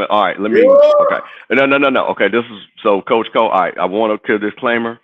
That is not true. Oh, okay. Coach Gibbs is married. He's happily married. Oh, okay. They do not. I don't want, because one thing I like about this show, and again, this show is so on point because of the knowledge. And I don't want us to fall into that, because what we're talking is football right now. Absolutely. So the person I want, and the only reason why I'm saying that right is all respect, but this is for Coach Cole, because this is, his name is on it, and I don't want anybody to say, and I know you were making a joke, of course, but I want to just put that to rest, because I'm personally putting that to rest. There's no improper, relationship between him and the AD. There's nothing like that. Coach Gibbs is happily married, and that's that. So we can move on from that. Yeah. So I just wanted. It was just a bad joke, guys. My bad. My point is, he got excited, Coach. He got excited. Yeah. But I think, but wait a minute. Let's take what that part of the point of it is the person that you hired then goes back to the pro and con list that I'm talking about. You might have liked this person. I understand. Coach Gibbs, and nobody's saying he's a bad coach. But again, you have to look in the total. And Coach, you can understand this. We're living in a new age of the transfer portal. This ain't like when you could bring a new coach in and everybody just got to sit. They can't go anywhere. You got to acknowledge the transfer portal now. That makes a difference. It makes a difference. I'm seeing people in Alabama freaking losing their mind because the 5 or 6 guys that's leaving Alabama. They're all upset. So again, when you have a team that is that much in unison, and shout out to Kevin Dean, man, the running back for FAMU that's represented FAMU so well. I mean, I want a Kevin Dean jersey. Somebody please tell Kevin Dean to get in contact with me, because that young man has represented, and he said, listen, we are together. I want to represent FAMU, and we want Coach Cozy because we believe continuity will help us win a championship. I respect that. That he spoke, not that we just going to hang out and kick it because Coach Cozy going to let us do whatever we want. I believe these young men understand that there's been a system put in place, and the system can help them win another championship. That's what I believe. So and to your point, that's why I think that the article that was written by Bonita Bonnet is somewhat tone deaf, because it's not the alumni that wanted the coach. It's the players. The young men who put on the uniform. That's who wanted the coach. And that's what's at jeopardy right now. It seems like the alumni is listening to the players more than the AD is at this point. That's my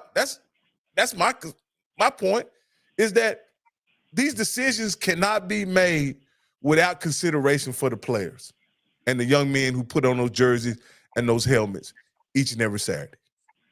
You can't make that decision without their consideration.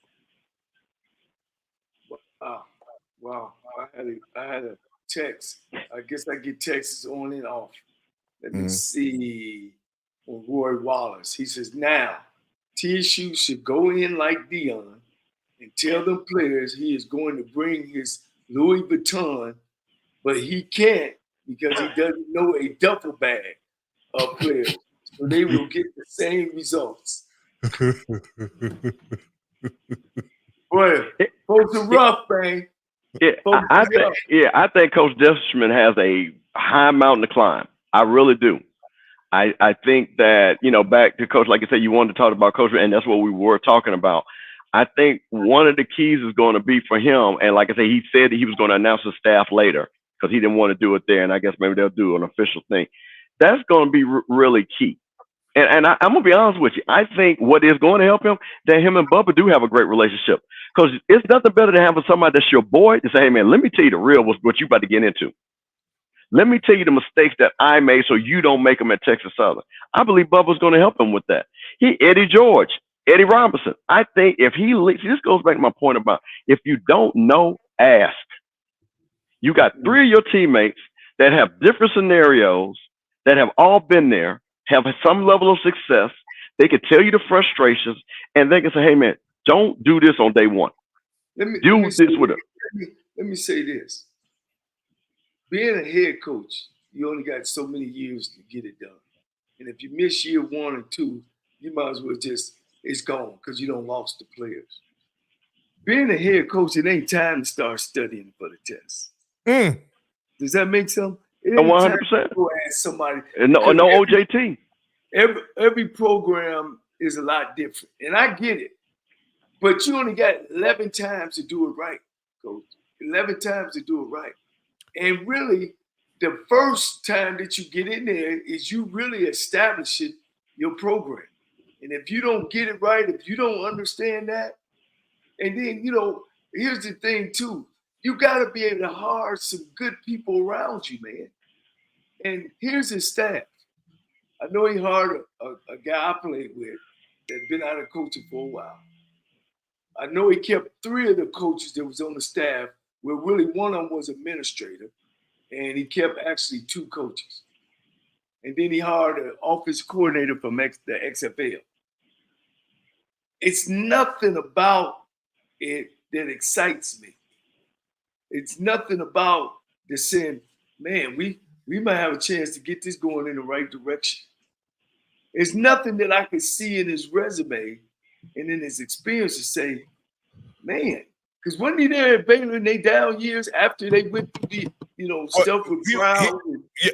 Yeah. So he got hired the year that all the stuff, kind of fell apart. He was there 2 years. He was there the year, which was a really good year. And then he was there a year after when they put in the temporary coach, and they let everybody go after. About coaching on Division 1A level, that's all you do is coach. Now, if you got aspirations to be a head coach, just like if you guys notice, the good coaches that have played in NFL, they wasn't starters. They were bench guys. They were guys coming up, learning everything else about the system. They knew the X's and O's. They started learning the why and the know-how and why we do this and what we do here. When you're a great player, all you're doing is focusing on playing.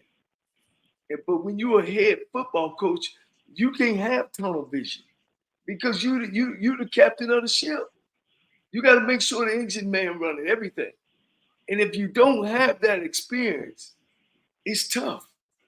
It's tough. What I don't understand is, why can't we get in these hiring meetings and talk about the qualities that it takes to be a successful head coach and what coaches have those qualities? We get so much is about whether we like the coach or not, whether the coach has some affiliation with the school. And I don't want to throw FAMU in that situation because I think FAMU has a particular situation. When you're a championship program, you have some flexibility that other programs don't have when you're hiring a coach. I'm just going to be straight up with you. When you're a championship program. But when you are a cellar dweller a constant cellar dweller, right? You have to be tuned in about what makes programs successful and have someone at the helm that can implement and change the culture of those programs. That's what you need. Someone that has a proven track record of coming in and changing the culture of that program. I'll never forget in 2007 when Baylor hired Art Briles, who had built Houston into a winning program, right? The University of Houston. And then he comes to Baylor. There was no doubt that people believed because he had did it at Houston. And certainly if you can do it in Houston, you can do it at Baylor. And he did, right? That proven track record gives a coach and a fan base confidence that it can be done. When Chris Dishman begins to struggle like Art Briles did in his second year, it wasn't a quick turnaround at Baylor, right? Art Briles struggled his second year. Are they going to have the patience of knowing that Chris Dishman has the answers to turn the program around, or is this just another guy that's in over his head? Well, Coach, I want to do something for the audience because I think a lot of people don't understand your resume and pedigree. I'm just being honest. And you've been here. Why don't you tell the audience, if this was the first 2 years, what were the things you did the first 2 years that you thought, that as you look back on it, made you successful as you turned that Texas Southern program around? What were some of the things that you did those first 2 years? First of all, I learned something about the school, the mission statement. So academically and administratively, I could be in line with them. And then I look at the program, of what it needs and what it takes to have a winning program. And then I'm a black man that's been a black kid. And so I know things about black kids that first you need to, and that's discipline. That's clean it up from A through Z.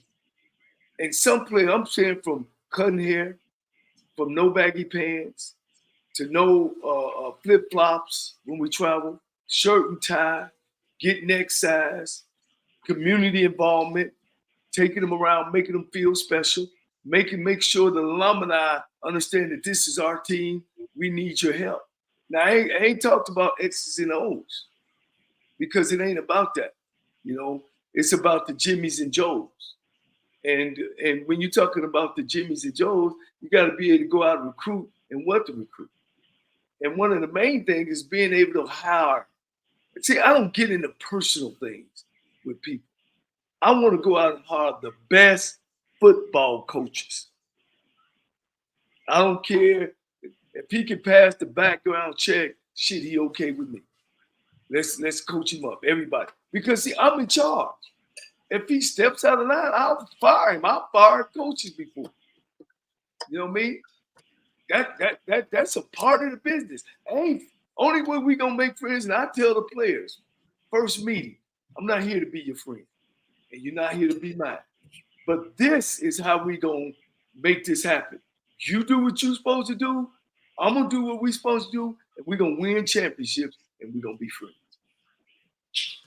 You got to know the business side of being a head football coach, how to order, what you got to do to order equipment. You just can't get your homeboy and call him up. Man, send me 4 helmets. Such I'm gonna write you a requisition, and then I'm gonna write you a requisition for 10. Now I want 3 behind that. It's a process, and you got to learn. You got to learn the process. Scholarships on the 1A level and the 1AA level is different. On the 1AA level, you can have them. You can have a scholarship, or you can fool a guy. You got to be able to play with the money. Kids with financial aid, and you got to become a businessman. At Lane College, I had 7 scholarships, right? $125,000, and I think it cost about $13,000 to go to school there, $14,000. So that equaled up to about 7 scholarships, right? I went out and cut them scholarships up with the guy's Pell Grant. All right. And that's how, then I went out and found an apartment building that we would let the kids get into.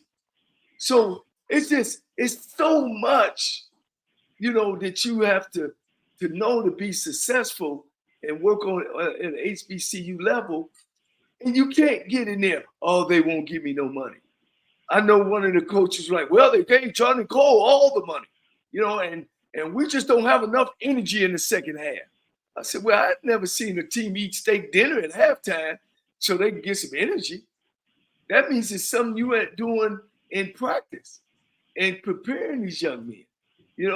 It's just so much, man, that you got to know to sit in that position, and especially at HBCU. You can't go in there and complain and cry, and I don't have this and I don't have that. You got to take a nickel and make a dime. And that's just some of the stuff.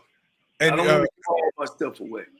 But Coach, as we prepare to wrap this up, Coach, you bring up something that you always have pointed out to me when we first started this show, is that at an HBCU, it's just not about X's and O's. It's just not about recruiting. There's so much more to the job. And how important is it for a coach to be familiar with that other stuff? Well, when you're the head coach, you're the one to say yes and no. And sometimes on the HBCU campus, they don't want to talk to the down guy. You got to get out of your office and walk down there. This is all the stuff that those guys don't know nothing about. And what they do, they get frustrated. When they come from, having a locker room and massage guys, walk down to the gym and run the track. That's what we had at University of Cincinnati. You don't got that at HBCU. Your office might be, 7 by 6. You barely got a desk in there. You gotta tell the receptionist, hey, look here, man. Look, we can't have the kids sitting on the table. You gotta be able to answer the phone the right way. We running a program. This is a business here.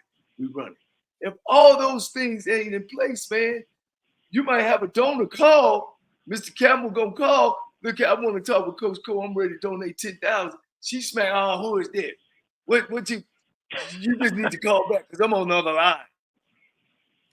It's just something that you got to do when you get in there, and you got to do it, and you got to set the precedence that this is how we run things here.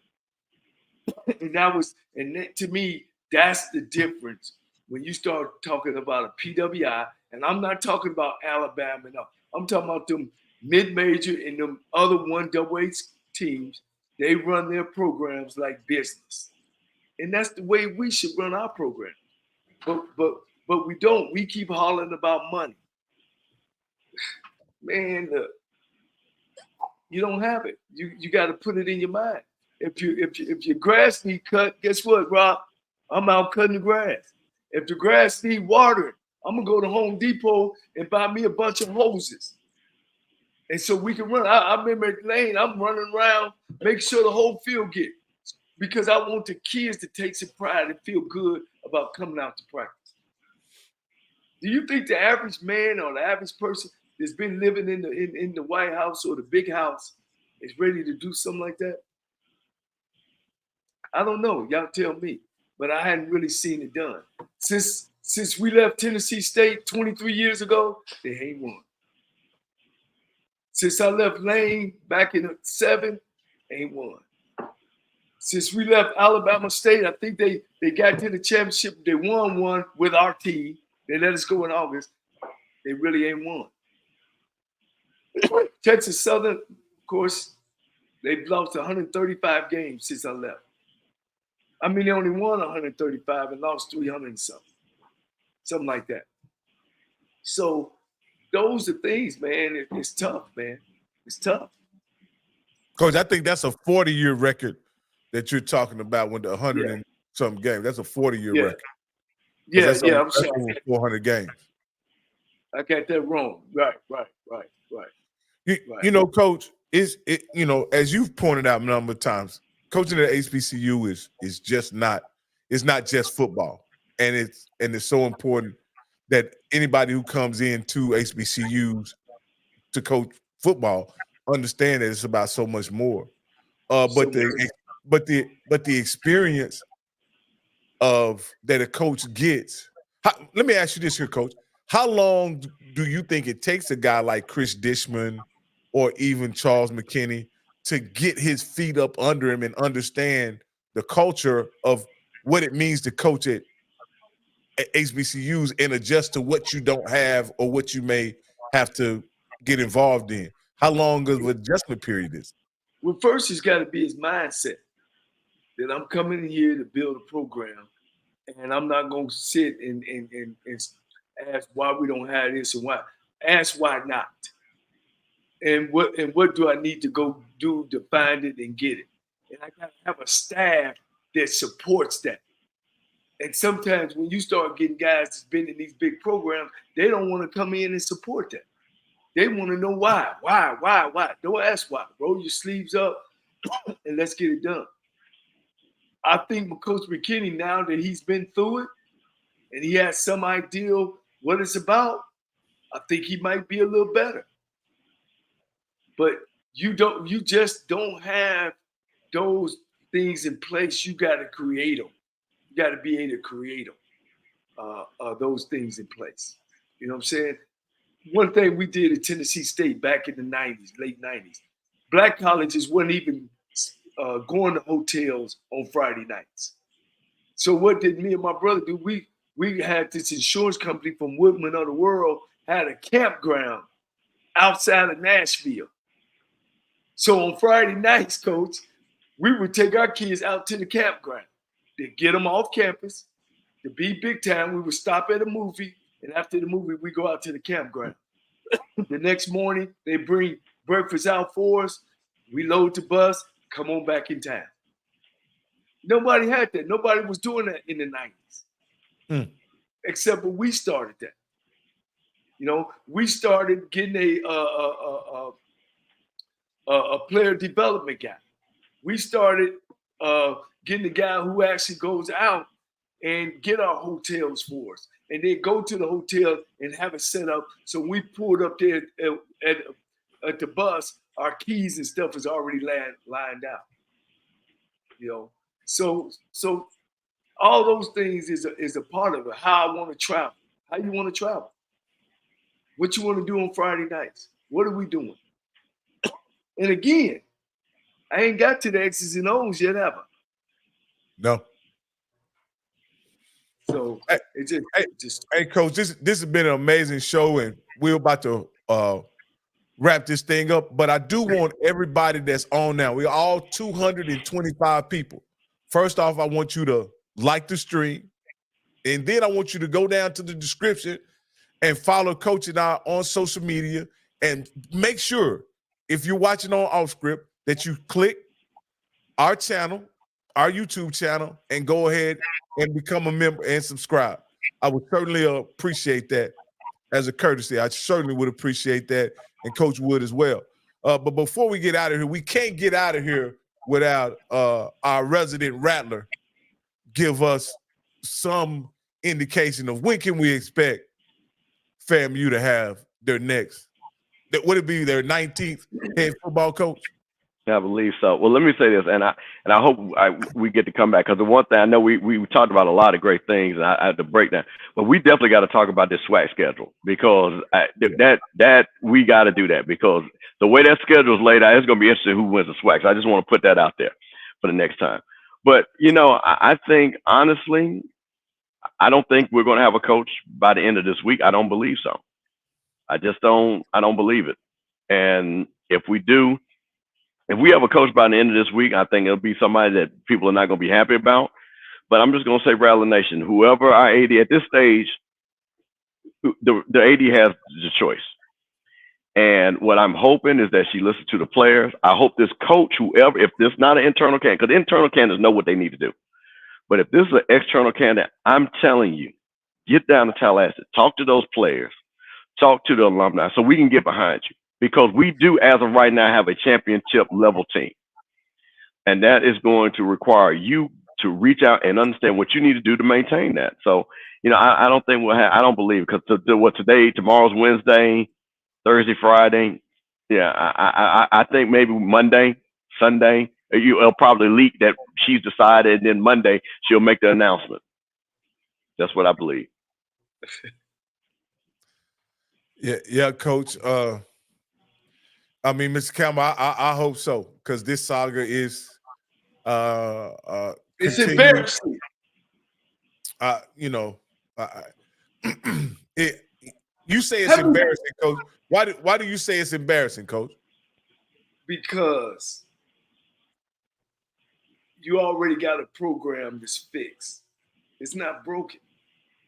So why blow it up? Why blow the program up? It's the easy choice. But when it gets personal, and when you get personal and you got tunnel vision, you mess up the process. You can still get who you want, but you got to be able to respect the process and the gatekeepers. You got to do that. You got to do that because it really makes sense, you know. And hopefully, you know, we got these schools that's giving out 10, 6, 7, $8 million to head coaches and making decisions in 4 to a week's time.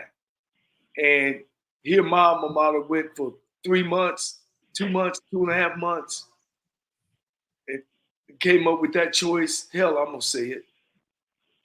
And now FAMU, the cream of the crop, the cream of the top, is better than this. Y'all better than this, Mr. Campbell. Y'all better. Well, that like I say, that we brag different means something. It is a real thing, and like I say, and I'm just trying to move this to a positive thing. I want our AD to understand that we want to support her 100%. So I think more communication, more understanding what, you know, and talk to people that have done this. Just how to feel like, yeah, but we shouldn't be here right now because frankly, and this is just a fact. Forget all the rest of it. We're losing recruits. We had a bomb squad of kids, Power 5 kids, that clearly had Power 5 talent because they left FAMU, signed, and going to Miami, going to Virginia. So that lets you know. She must be totally against the 2 coaches on the staff. Coach. And I told you why I think that she is. Yeah. You know, and if that's the case, like you said earlier, it's legit. Just say that I don't feel that these 2 men can lead our program in the direction it needs to go. Well, and see, and that's what I'm saying. I would have rather for her to go on to the booster club and go to the power that way above my pay grade. And see, that's when you have the closed door meeting and say, listen, I know you want these guys, but let me tell you my vision of why I want to go outside. And then maybe they say, oh, well, you know, I didn't know that. I didn't understand that. I just know this part. I only know 50%. But this goes back to the lack of communication, and that's why you put stuff on websites instead of talking to people directly. Hey, the one thing about and knowing me, I'd have went to the police station and got the damn things, and dacked their names out and brought them to the meeting with me and said, boom. Exactly. So because you got to build your case. Build your case on why you think this, because this goes back to my point. Anything that you do, when you're making tough decisions or innovators, everybody's not going to be on board with it. So maybe well, you know what? She is smarter than me. She's got a better resume than me. I'm not the AD. I never could apply for AD. So she clearly has the ability to be the AD. So I'm going to give her respect. But my point of it is, when you're dealing with other people, you got to bring them along with you.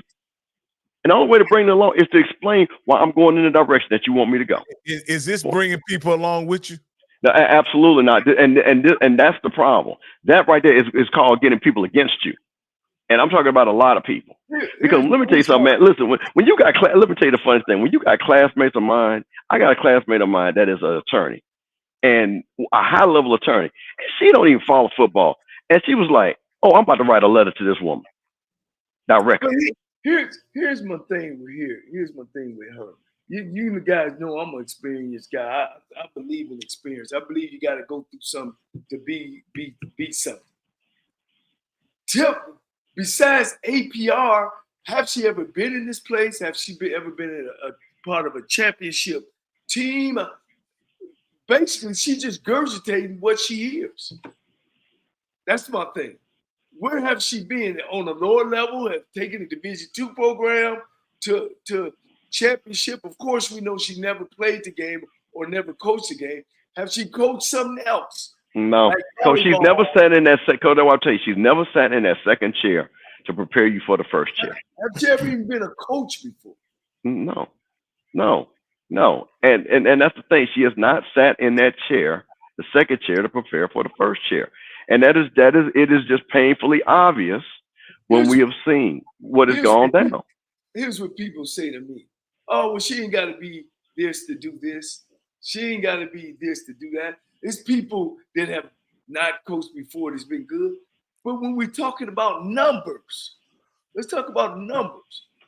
If you put 10 people together that ain't never sat in that seat, they're not going to be victorious. It's going to be more that have sat in that seat that make good decisions than ones that haven't. That's just how it is. I'm never saying nobody has never done that. Everybody has to go through this. I've never said that. But with you don't see winning programs going out and taking chances like that. You don't see that. They go out and get winning coaches. Let me ask you guys this, because this is very interesting to me, and then I'll let you take us out, Coach Cole. When the last time a championship team, a national champion, been scheduled for as a homecoming opponent? Well, okay, all right. Let me preface this though. Alabama State, I think, has their homecoming on a certain day in a certain range, and the way the schedule fell out, it was the next game up. So I don't think that was good, because I was, again, we joked about that, and the Alabama State alumni pointed at me, we always going to have our homecoming that weekend or somewhere around that weekend. It doesn't matter who it is, and the schedule just fell like that. So I'm not going to, try, because frankly, correct me if I'm wrong, didn't Alabama A&M schedule Jackson State a couple of years ago for their homecoming and got ran 69 to whatever, 63 or something? So that's the point. That's the point, Mr. Campbell. Yeah, So, back when I played sports 70, 80 years ago, if you were a homecoming opponent, you were a homecoming opponent for a reason. Maybe that's changed nowadays, Well, I'm gonna tell you, it looks like, and again, the only other, and Alabama State people can correct me, but I was told that October 5th is usually always their homecoming or something like that. But I've been told because the thing about it is, yeah, something I'm pretty sure of that. And then they only got another game in October. They play Ball on the 12th, and then after that, they don't have another home game until Jackson State on November 16th. So honestly, who were they going to play for homecoming other than Florida A&M or Valley? And if their tradition is to play it on that, somewhere in that second weekend or first weekend or whatever, then that's what you got. Let me say this, guys. Y'all appreciate this. It's up in the air, man. Ain't no one team better than another. All the teams up in there. All the teams are homecoming teams coming in this fall. I mean, who's going to be dominant? You know what I'm saying? Who's going to be dominant?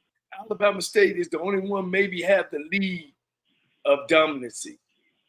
Prairie View beat Southern. Southern beat Alcorn. Texas Southern beat Alcorn.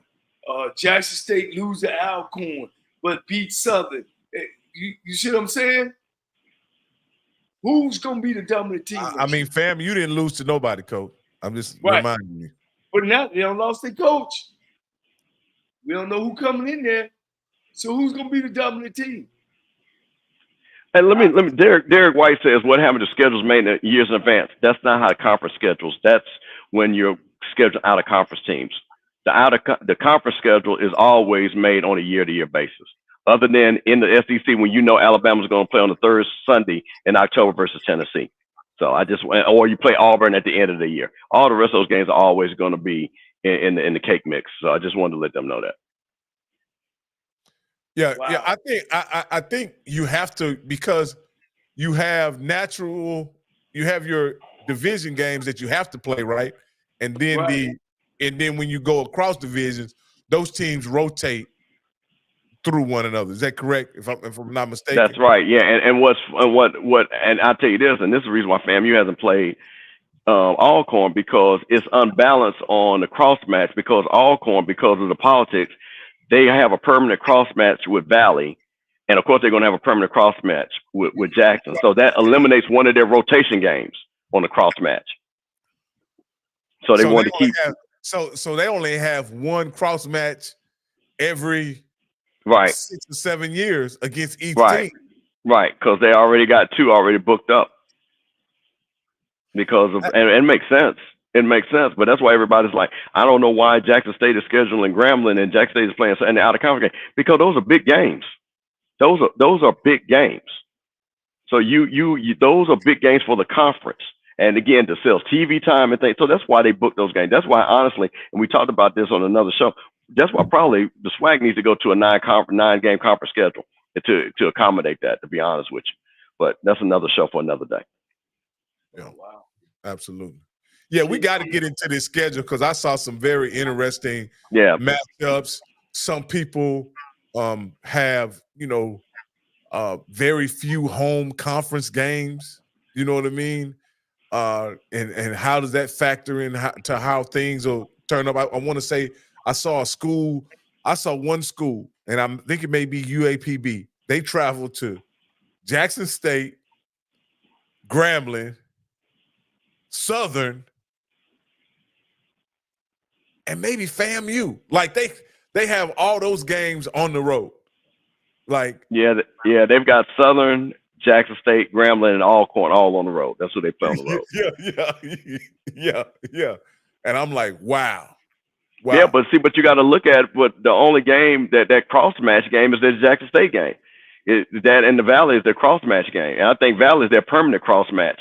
So again, this is how it kind of plays out in the West. It's the same thing in the East. You got to play Jackson State or FAMU. That's sorry, Alabama A&M. That's who you got to play. You got to play them every year. Alabama State. You got to play Jackson State or FAMU every year. So the conference is well balanced to give us really good games through the 12, 13 weeks of the season. But again,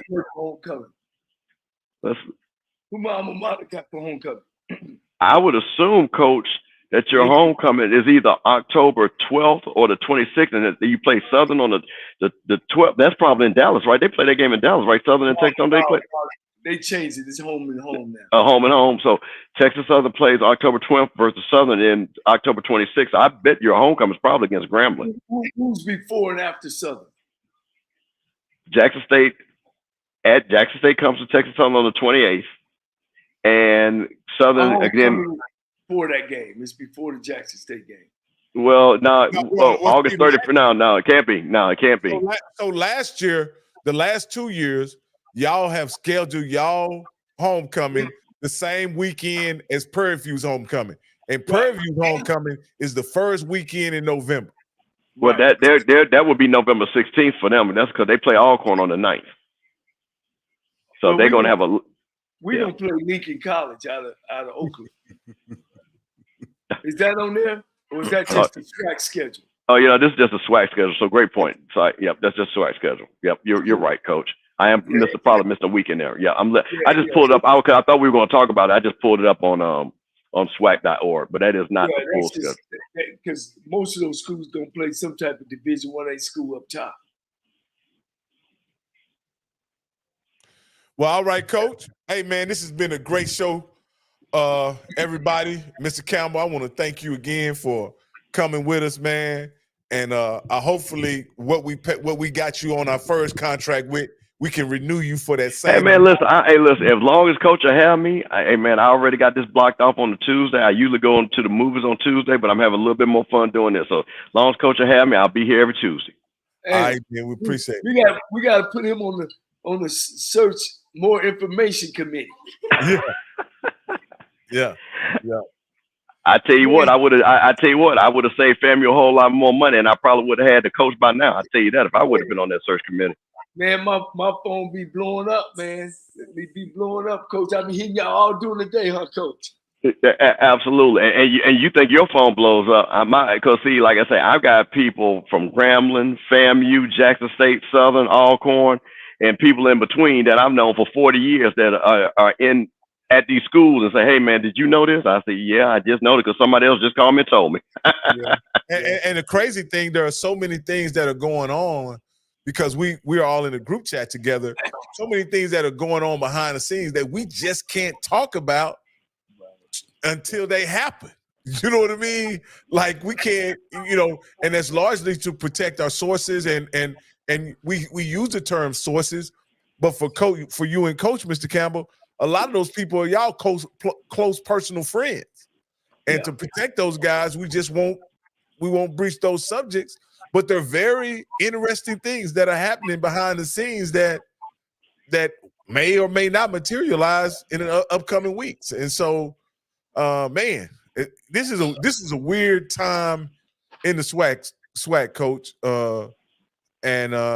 This I'm is just what, glad I'm a part of it, Coach. when I was coming up, this is what Eddie Robinson said on those buses when we were riding on the SWAC tour. He said, when these non-athletic people start running the dang conference, that's when our conference gonna go to shit. And I'm not saying it's going to that, but it's just a lot of things that we're not taking care of the business part of. Our business part is ragged. Well, we got to fix it. Well, Coach, the great thing about it is you're bringing light to these things. I know a lot of people listen to this show. I think even more people are listening to it. So, Coach, you got to keep just preaching the gospel. And you know what? I'm just going to support you as best I can with the facts that we know as it is. That's right. That's right. And that's what it's about.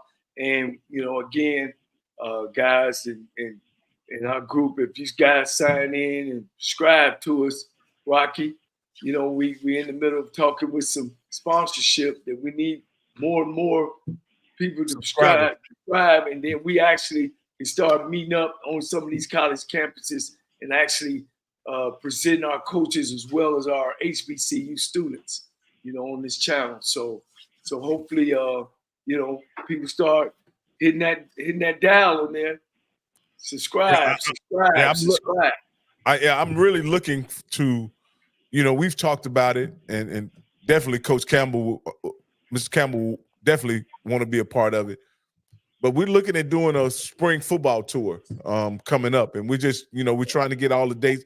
We got one date solidified that we know that we had Coach Thomas on last week, and he said that his spring game is scheduled for April the 8th, I believe he said. And so as we can try to, kind of line these things up, and we definitely want to get out and see some of these coaches, meet some of these players, get them on our platform and all that kind of stuff. And we can't do it unless we continue to grow, and we have to do it with your continued support. So we just asked if you could go to our YouTube channel, like and subscribe. We greatly appreciate it. All right, man. Man, I had a good guys. I love coaching. I love teaching my kids. I teach my elementary kids. Man, I just had a sportsman talk with them because, boy, let me tell you something. We played dodgeball, and I had to break up 4-5 fights. I teach at a Title I school and loving it, man. But, and sometimes when you ain't where you are, don't worry about it. If you feel yourself at the end of the rope, you tie a knot and hold on tight because ain't nobody bad like you.